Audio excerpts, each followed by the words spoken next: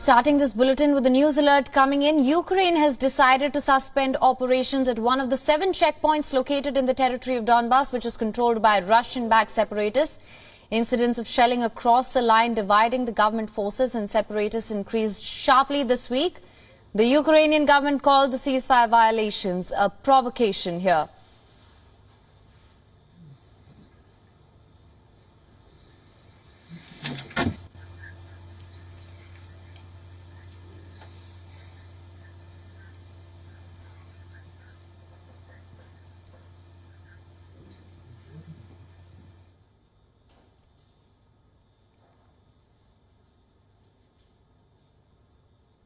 The Organization for Security and Cooperation in Europe reported almost 2,000 ceasefire violations in eastern Ukraine, the highest number ever reported in a single day.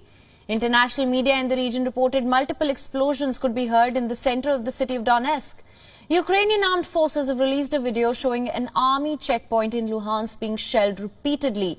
Meanwhile, in Donetsk, men arrived at recruitment stations after rebel leaders ordered a full military mobilization and ordered women and children to evacuate to southern Russia.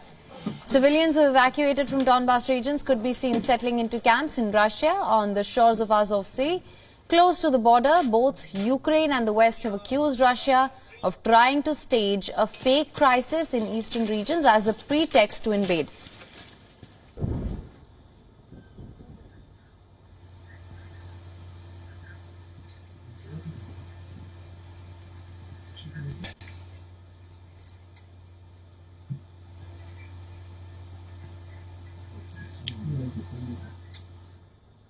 And for more on this, we're now being joined live by Reserve Officer, Defense and Security Expert on Ukraine, Katerina Koval from Kiev. Thank you so much for joining us.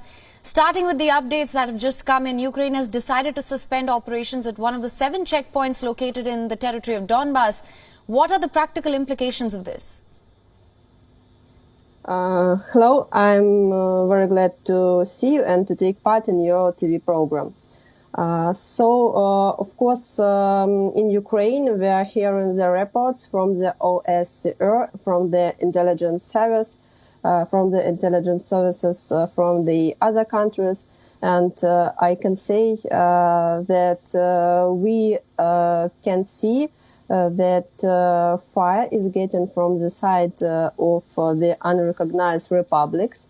And I can analyze that it is the provocation from the Russia Federation because Russia Federation does not do it from the side of military troops of Russian Federation, but getting to do it from the unrecognized republics. And as you know, the information policy of Russia Federation is very strong and has intensive propaganda against Ukraine, for example. And in news, in pieces of news from the Russia Federation, we can read that in Ukraine we have such war where the brother can kill another brother.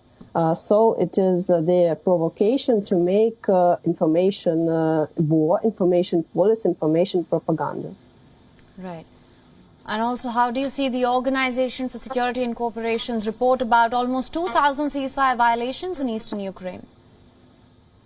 Yes, of course. And as I've read and as I see, it fixates and announces that we can see fire from the side of unrecognized republic, not from the side of Ukraine.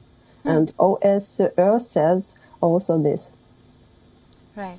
Also, of course, many have evacuated the Donbas region to camps along Russian border. This after rebel leaders called for mass mobilization. Is this an early indication of Russian invasion or a false flag? It is one of the variants of Russian invasion, because Russian invasion is the hybrid war. It consists of war with troops. It consists of information war. It consists of energetic war and other types of wars. And for example, we can see that, yes, evacuation from the from Donetsk and from Luhansk on the east of Ukraine to Rostov-on-Don. It is the city of Russia Federation. Of course, it is one of the variants to show it in information policy of Russia Federation. For example, that Ukraine kills brothers kills brothers, and Russia helps and evacuates the citizens. Of course, it is terrible, but we should understand that it is information war both from the Russia Federation. But I would like to say that, for example, in 2014 and in 2015, from the side of Russia was the shooting of civilian buses in Donetsk, in Luhansk regions. And I want to say that our citizens should not believe in this evacuation. What guarantee do they have? For example, if they sit to these buses and there will be no provocation, no shooters. So I don't believe. So we should understand this. All right, Ms. Kowal, do stay with us. We will come back to you. Now, the United States and European allies have raised concern over the timing of Russia's military drills. Amid heightened tensions, the Russian President Vladimir Putin launched strategic nuclear drills. Videos show intercontinental ballistic missiles being launched during the training. The Defense Ministry also released footage showing a missile carrier taking off loaded with a cruise missile. The exercises displayed on the Western onlookers Russia's military might. Now, Vladimir Putin and his weather ally Belarus President Alexander Lukashenko oversaw the dramatic military exercises. Once again, going back to Ms. Katerina Kowal, thank you so much for staying with us. What will be the way forward if Russia does not pull troops after the drills end? We know that the Western Ukraine have reiterated that there hasn't been any significant reduction in troops despite Russian claims. Thank you for the question. Of course, we should understand, and as a reserve officer, infantry, I can say that Russian military training near the borders, it is maneuvering.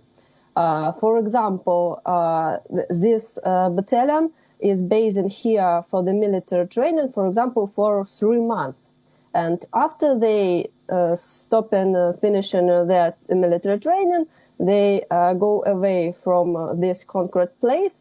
But another battalion can replace this battalion on this place and take a new military training on this place, because it is maneuvering. So if Russia Federation stops this military drilling, this guarantees nothing. It means that it is maneuvering, and of course, in the information policy of Russia Federation, they would like to demonstrate pressing, because it is pressing near the borders. We know that from 2014 we have war, that Russia invaded Ukraine, and it is pressing for every citizen of Ukraine and the whole world to make a question: will Russia Federation invade Ukraine or not? Right. So it is a hybrid war. Right. Ms. Katerina Kowal, thank you so much for joining us with all your insights on this. WION is now available in your country. Download the app now. Get all the news on the move.